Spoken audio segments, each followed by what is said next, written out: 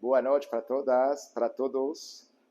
E queria agradecer quem está se juntando a nós agora. Bem-vindo no ateliê de Fabrice. E nós vamos continuar hoje falando da massa folhada, tá?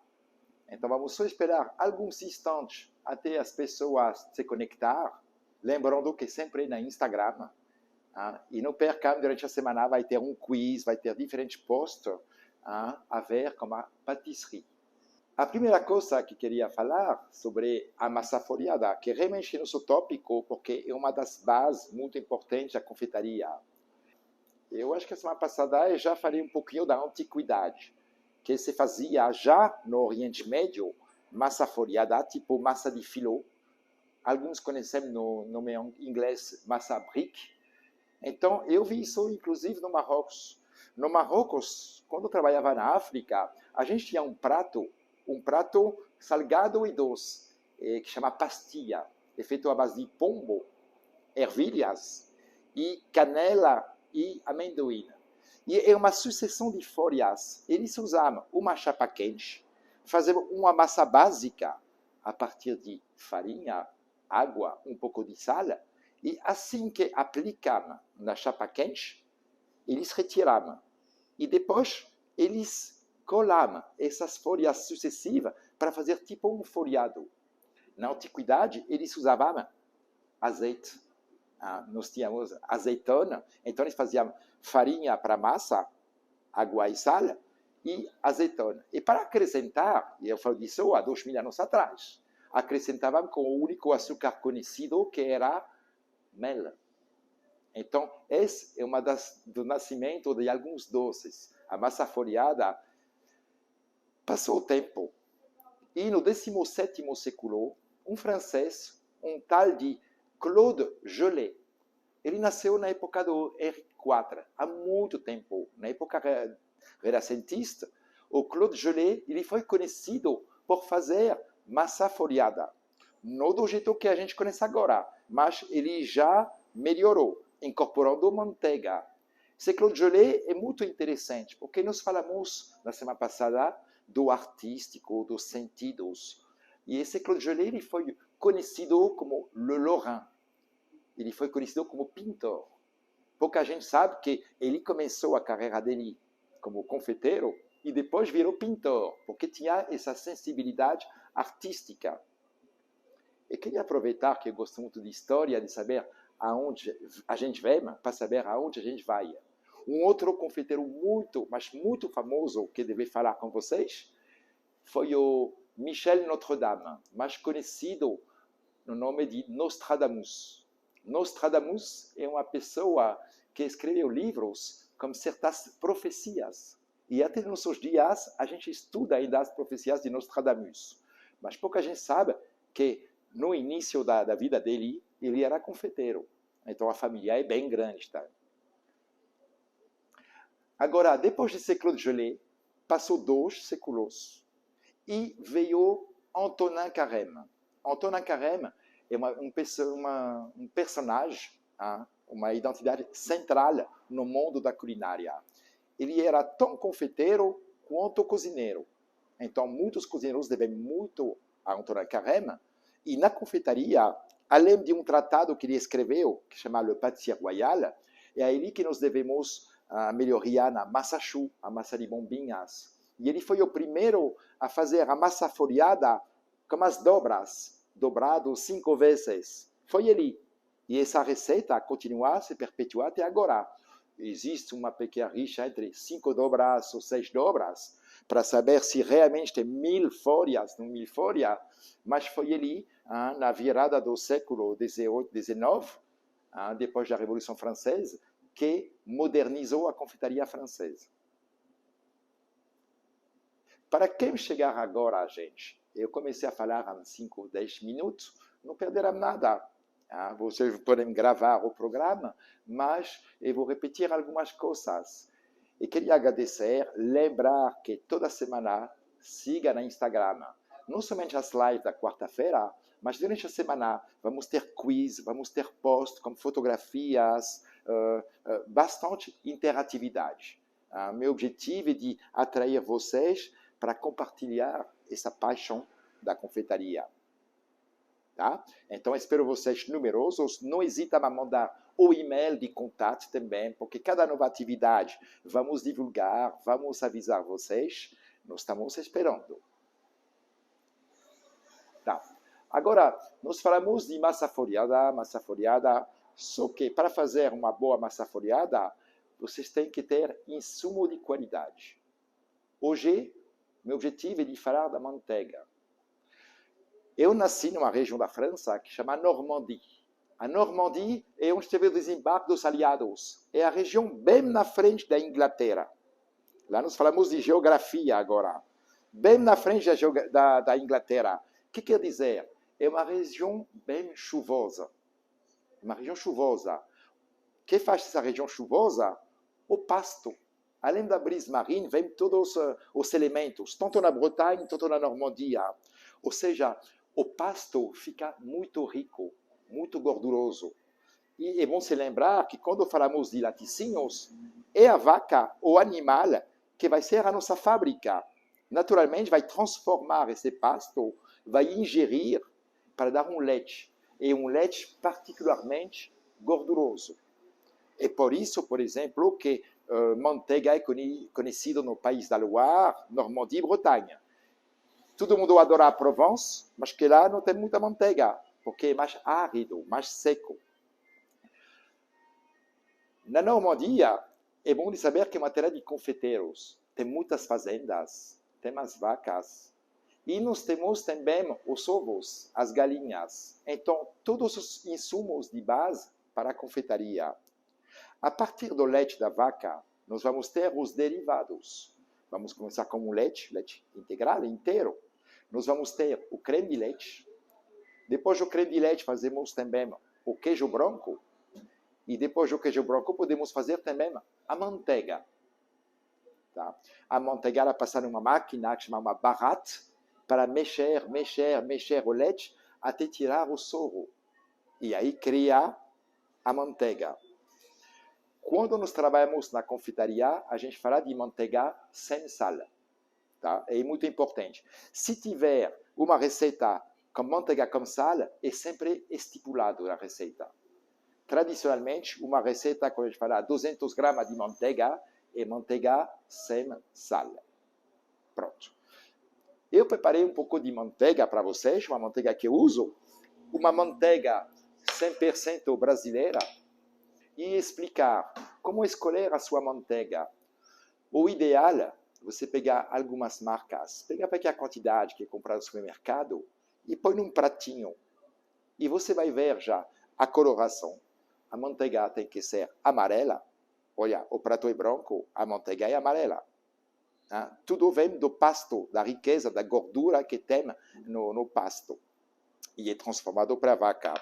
Segunda coisa, dentro de uma manteiga, nós temos a gordura. A gordura tem que ter um mínimo de 82%. O mínimo pode subir a 85%, 86%. Agora, a água, porque tem água, se lembra que a gente girou o leite para coagular, fazer a manteiga e tirar o soro. A água, no máximo, 16%. E depois, nós vamos ter 2% que são extratos secos. É a caseína e a lactose. Então, por que eu digo isso? Que às vezes você pega uma manteiga e quando você pega a manteiga, você tenta cortar com uma faca, ela esfarela. Ela não está bem homogeneizada. O que quer dizer? Que tem muita água. Isso não vai ser bom para o produto. E também, ninguém é bobo. Você não vai comprar manteiga, o preço da manteiga e comprar água.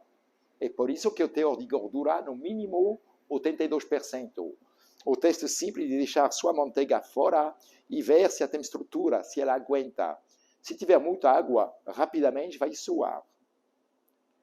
No início, ela esfarela, ela não está homogênea, e depois começa a suar.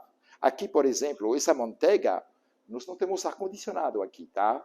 Ela estava na geladeira a 6 graus, mas dá para ver que é uma manteiga que é maleável. E não sei se dá para ver aqui com as minhas mãos, ela não racha essa manteiga. ela estava na geladeira e não está tão firme, tão dura. Às vezes você tem uma manteiga que está muito dura. Por quê? Porque tem muita água. A emulsão fez que está muito, muito, muito pesada. Pronto. Aqui também dá para ver, ela não racha, é cremosa. Essa é a manteiga. É o que nós temos que buscar. Então, através de várias marcas, aos poucos, vocês vão identificar qual é o melhor. Uma manteiga que teria muita água não vai resultar um bom folhado. O folhado vai ficar suado, úmido embaixo, pesado, gorduroso. Na verdade, bem trabalhado, essa manteiga ela soma.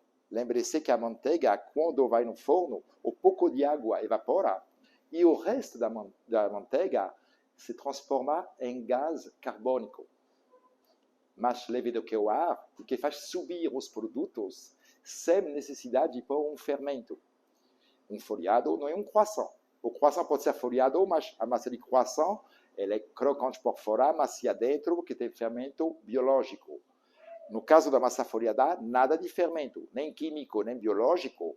É farinha, água, sal e manteiga. Basta. Ok. Uma vez que a gente definiu a nossa manteiga, escolheu, nós podemos realizar a massa, que vai ser o tema dessa aula especial no mês de dezembro. E queria fazer só uma parte para quem chegar agora, para lembrar que todas as quartas, às 19 horas, nós estamos presentes na Instagram para fazer um live. Estou esperando o retorno de vocês. Daqui a pouco, nós vamos fazer o jogo de pergunta e resposta, porque vai pegar algumas dúvidas e me faço uma obrigação de tentar responder a todas as dúvidas que possam surgir. Tá? Eu queria lembrar também que não deixar de mandar seus e-mails para a ateliê de Fabrice no Instagram, para eu poder, como dizer, ter interação com vocês. Tá. A partir disso, nós temos a massa folhada pronta e queria aproveitar para mostrar um pouco de uso dessa massa. Estou aqui com uma mesa de pedra. É muito bom de ter uma mesa de pedra por duas razões.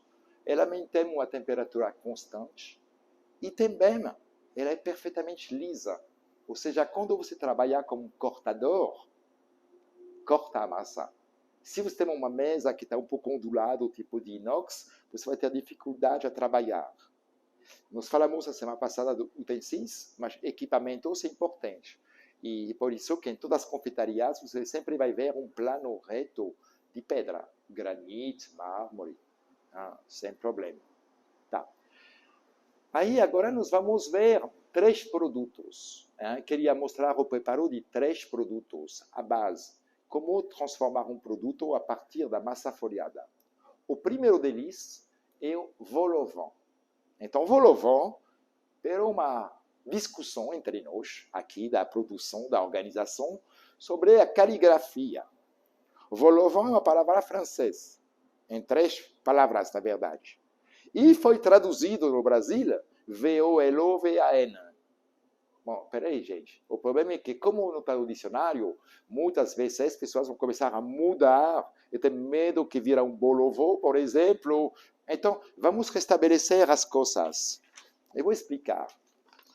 Nós falamos de massa folhada, de leveza. Vol au vent se escreve assim. Vol au vent. Que quer dizer? Voa ao vento. De tão leve que ele voa ao vento. Vol au vent. E recomendo fortemente para quem quiser encomendar, ou quem quiser fazer, ou pôr num cardápio, realmente ter uma ortografia correta. Não tem nenhum problema. Infelizmente, a língua portuguesa sofre tantos anglicismos que na gastronomia tem alguns termos que realmente são franceses. Então, antes de brasileirizar, e ninguém vai mais entender do que se trata, eu repito, voa ao vento. Tá. Para fazer o vol au vent, eu vou pegar na minha mesa um pouco de massa folhada. Eu tenho um pouco de farinha, sempre vou despejar uma nuvem acima. só um pouquinho. A gente não põe muita farinha, porque nós não queremos mudar a textura, a estrutura da massa folhada. Se você põe mais farinha, ela vai endurecer, ela vai pegar elasticidade, devido ao glúten conteúdo na farinha de trigo. Nós não queremos ter uma massa elástica. Do jeito que entrar no forno, tem que sair. Um redondo tem que ser redondo. Um triângulo tem que ser triângulo. Se sair oval, não funcionou. Então, com um pouco de farinha na mesa, eu vou pegar um pedacinho de massa folhada. Olha só. Essa massa está mais ou menos a meio centímetro de grossura. Tá? É um dos produtos mais grossos que a gente usa na confeitaria. Eu vou pedir para a produção dar um pequeno zoom em cima dessa massa, porque é muito interessante. Essa massa um pouco mais grossa, eu vou pegar cortador. Como esse cortador, lá, no caso, um cortador frisado, eu vou fazer um disco, uma pressão, pronto. Dá para ver a qualidade, o fato de ter uma mesa aqui de mármore, um tampo de mármore, se corta bem. Eu vou fazer um segundo, tá? E eu vou fazer um pequeno. Pronto. Qual é o objetivo? Minha massa foi esticada acima, tá bom? Eu vou pegar uma assadeira para recolher meus produtos. E aí, eu vou passar aqui o primeiro volovão. Esse é o grande, tá? Esse, o grande, o individual. E esse é o mini. Então, aqui, eu vou cortar de novo um dos discos. Pronto.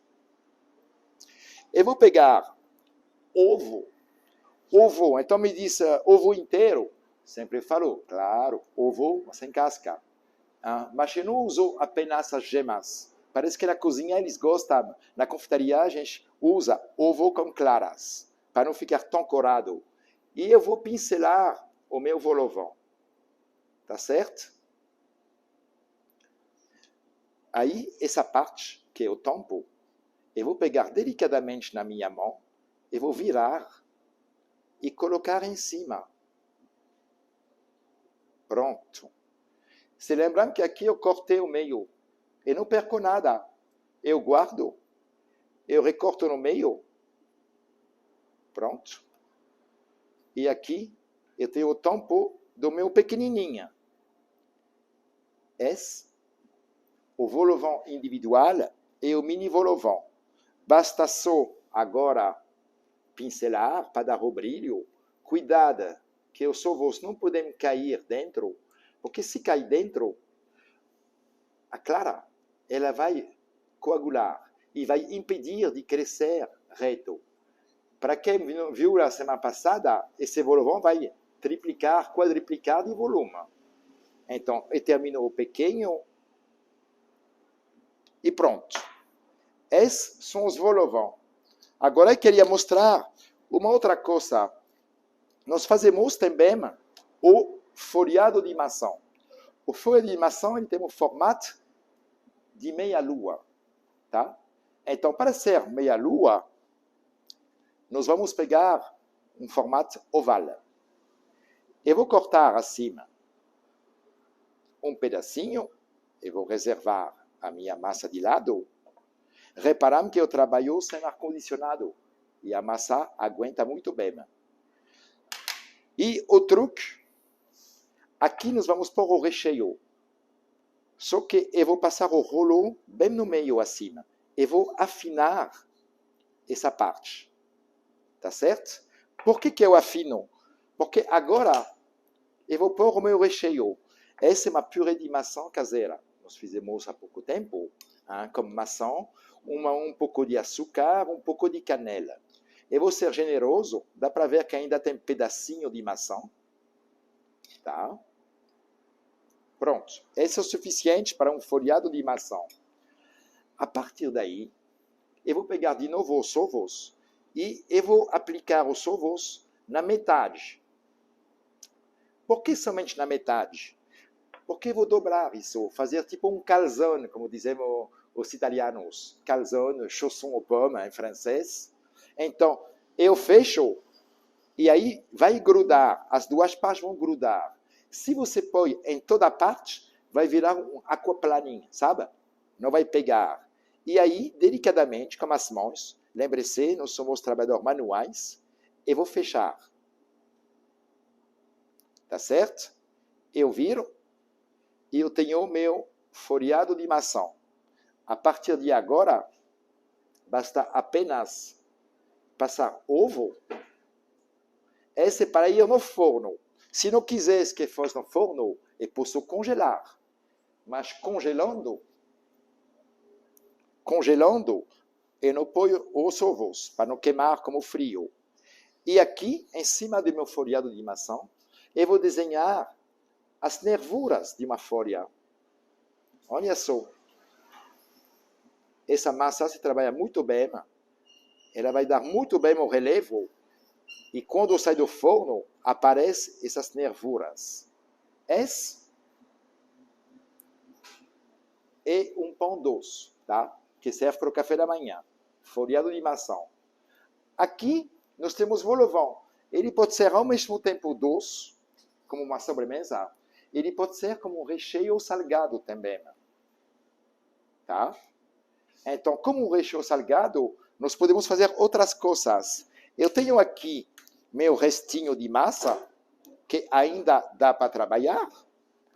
Lá. Começar a amolecer, mas nada demais. Eu vou pegar a minha faca, aqui, eu corto, e nem vou fazer muito grande, porque é uma entrada, a gente chama isso de entrada quente. Pode ser servido empratado no restaurante, mas pode ser servido como um lanche. A gente fala de lanche no Brasil. Então, por exemplo, aqui, eu vou fazer uma mistura. Eu falei que ia fazer uma coisa para vegetarianos, não para veganos, mas vegetarianos. Eu tenho aqui um pouquinho de espinafre refogado. Eu refoguei espinafre no azeite, temperei, sal, pimento, alho também, tem um pouco de alho, para dar o gosto. A gente se lembra que espinafre é um pouco ingrata às vezes, e um pouco insosso. Aí eu vou pegar meus espinafres, mas esse não é bom para comer puro. Então, para dar a liga, eu vou pôr um pouco de molho bechamel.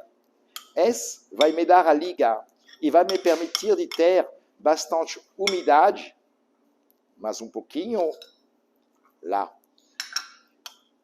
E assim eu vou ter umidade. A gente chama às vezes a florentina, sabe? Quando você mistura bechamel e espinafre. Depois, esse poderia ser gratinado. No nosso caso, a gente vai fechar dentro da massa folhada. Pronto. Eu centralizo o meu recheio, a quantidade condiz, bem respeitosa. A pessoa que come um lanche quer comer mesmo, tem que ter espinafre. Aí, eu vou repetir o processo. Eu passo ovos nas bordas, só na metade. E eu vou fechar de novo. Lá, até ter meu folhado. Eu fecho bem para que o vapor fique dentro. Vai esquentar o produto, tá? E ao mesmo tempo que vai esquentar o produto, vai fazer crescer essa massa. Aí eu só tenho que virar o meu produto, lá. Vocês viram que aqui tem que ser alinhado, porque quando crescer pode levantar um pouco. Eu vou pincelar sempre ovo para dar o brilho. Se você não põe esse brilho, realmente vai ficar meio estranho na saída do forno. Pronto. E agora eu vou fazer um outro desenho. Eu vou fazer as listrinhas acima. Como as costas da faca não é para cortar a massa, só uma pressão e já vai aparecer. Então, essa é uma receita que pode servir realmente como entrada quente, especialmente quando está fresquinho, né, quase frio, e pode servir como lanche também. É uma variação, porque bom, a gente está acostumado no Brasil a comer um pastel, uma coxinha, mas às vezes a gente pode mudar também as coisas, a gente pode inovar. E folhado todo mundo gosta. Agora, a condição de ser bem realizado. Tá. Uma coisa muito importante que eu queria falar para vocês também. Eu tenho aqui uma sacola onde eu guardo os meus retalhos de massa folhada. Por exemplo, aqui sobrou a massa. Essa massa não está perdida. Tá? Eu só vou juntar ela e amassar. Eu não vou sovar, porque não quero dar força. Eu vou só compactar acima, tá? E eu vou guardar na minha sacola. E esse vai me servir para fazer fundo de tortas, fundo de gnocchi parisienses. Nós temos muito uso com essa massa que se assemelha, uma vez que ela foi usada, são retalhos. Então, esses retalhos, automaticamente, eles não são mais, eles não vão crescer tanto, mas é perfeito para fazer a base de torta, uma base de torta folhada. Eu guardo isso na geladeira. Isso. Então, eu queria mais uma vez mostrar para vocês a versatilidade da massa folhada. Você pode fazer produtos grandes, pequenos. Nós vimos massa folhada salgada, como queijo parmesão. Nós vimos muita coisa semana passada. Essa semana nós continuamos em previsão da nossa aula de dezembro, onde vai ser tudo realizado ao vivo, inclusive a massa e a cocção, o cozimento no forno. Tá?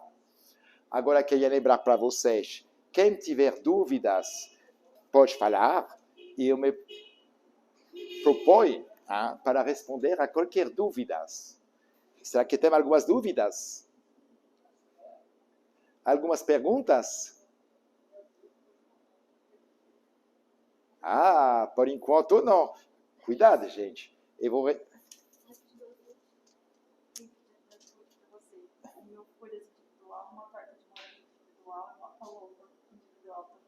Olha, gente, é engraçado isso. Em pleno live, mensagem. A única pergunta que me dizem, Fabrício, saiu 1.000 folha individual, uma torta de morango, uma pavlova. Mas eles vão esperar um pouquinho de qualquer forma, porque eu estou com vocês e nós temos esse encontro privilegiado. Sobre perguntas, não hesita a fazer perguntas, porque às vezes a gente olha e a gente pensa, é simples, o cara ele fez, tudo bem, eu entendi, é relativamente simples. O problema é que quando você começa a fazer, surge a dificuldade. Então, é melhor às vezes perguntar primeiro para não errar, do que pensar que a gente sabe e depois ter erro. Tá? Agora, pelo jeito, as pessoas estão um pouco acanhadas pelas perguntas. Acho que surgiu uma pergunta, qual é? Chefe, a Maria pergunta por que o Bolovan ele cresce tanto. Sim. Então, Maria perguntou por que o Bolovan cresce tanto. Então, é muito simples. Quando nós damos as dobras da massa folhada, nós fazemos uma camada de massa, uma camada de manteiga. E o fato de dobrar multiplica isso. Então, se você faz um corte da massa folhada, vocês vão ver que essa massa folhada é uma sucessão de estratos de massa, manteiga. Automaticamente, num forno bem quente, a manteiga não vai ter tempo de suar, ela vai se transformar em gás carbônico e vapor. E é isso que vai fazer crescer a nossa massa folhada. Mais uma pergunta? A Ana Basile perguntou, a manteiga tem que tirar quanto tempo antes da geladeira antes de fazer a massa? Sim, então a Ana Basile quer saber sobre a temperatura da manteiga para fazer a massa. E recomendo de não tirar antes. Estamos num país tropical, bem quente. Nessa aula de dezembro, eu vou mostrar como fazer, mesmo com a manteiga fria, que vem da geladeira, e que funciona muito bem. Outra pergunta? Por quanto tempo pode ser guardado na geladeira a sobra da massa? Por Paupes 1. Paulo? Paupes. Paulo Lopes. Bom, Paulo Lopes pergunta quanto tempo eu posso guardar meus retalhos. Eu diria 3, 4 dias. Trabalhando numa unidade de produção, nós sempre vamos ter oportunidade para fazer coisas. Você poderia, no absoluto, congelar, mas ia ficar muito duro. É melhor, aos poucos, é um ciclo virtuoso. Você recicla e você nunca tem perdas. A economia é importante, especialmente para quem trabalha em casa e quer aumentar a renda. É importante não perder nada, não se jogar fora. Outra pergunta? A Fabi perguntou, é possível fazer uma boa massa folhada mesmo usando uma farinha brasileira? Eu adorei a pergunta, Fabi. Claro, aqui o importado sou eu, gente. A manteiga é nacional, a farinha é nacional, eu sou importado. Em qualquer país do mundo, você não vive importando a sua farinha e sua manteiga. Alguns dizem isso para fazer bonito, mas não. A gente se adapta como que nós temos. Por isso, o conhecimento do ingrediente, fazer o teste de qualidade para ter certeza que a manteiga é boa. E qual é o tipo de farinha recomendado para massa folhada? A farinha de confeitaria. Essa farinha que tem pouca força.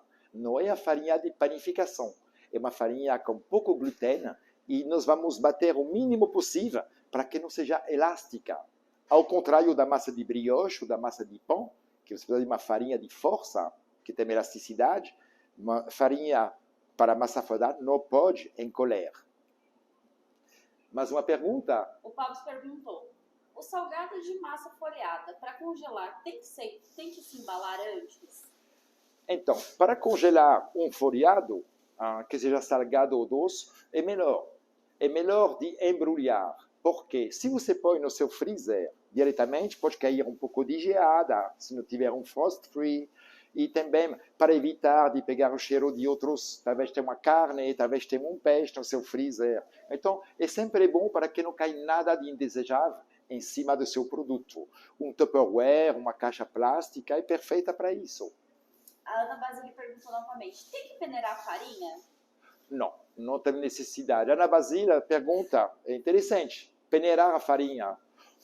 Na medida, e vocês vão ver quando vamos fabricar a massa, ela é batida ou na mão ou na batedeira, não precisa realmente peneirar. Ela vai se misturar sozinha.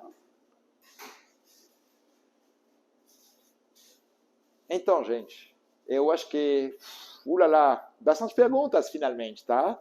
Então, eu vejo que tem muitas interrogações. Então, a semana que vem, vamos se encontrar de novo quarta-feira, falando de novo de massa folhada, sobre outros tópicos da massa folhada, vertentes da massa folhada, em preparação ao nosso curso de dezembro. Eu lembro a vocês, fica atento no Instagram, vai ter post, vai ter quiz durante a semana. E também, mais uma pergunta? Quanto tempo o folhado pode ficar no congelador? Então, a pergunta que veio, eu me lembro, a semana passada, a Yolanda me perguntou isso. Quanto tempo você pode conservar a massa folhada no congelador? A primeira coisa é bom lembrar que a gente pode conservar, mas crua. Assado, ela vai se danificar, vai perder a estrutura e vai pegar umidade.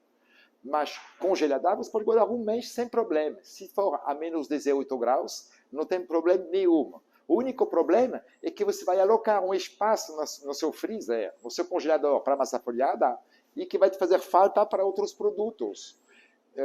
No absoluto, digo o mínimo um mês. Tem gente que vai dizer 2, 3 meses. Mas eu não entendo a lógica de fazer um produto para usar apenas daqui a um mês. Nós sabemos que tem inflação, nós sabemos que a vida é cara. Então, eu não sei se é tão inteligente deixar dormir comida num freezer por um mês. Talvez é melhor produzir menos e com mais frequência. Mas um mês sem problema seria de praxe. Agora, só para finalizar, eu queria lembrar, então, fica atento aos quiz, aos posts. Eu agradeço muito, imensamente, as pessoas que assistiram a gente de todos os cantos do Brasil, porque depois tem um retorno a tal estado, por ter bastante viajado no Brasil. Eu fico feliz de ver que a confeitaria continua interessando as pessoas. Não hesite, lembre-se, manda seu e-mail para contato, estaremos aqui para vocês. E eu só desejo agora um excelente fim de dia, um excelente fim de semana e sejam felizes. A bientôt!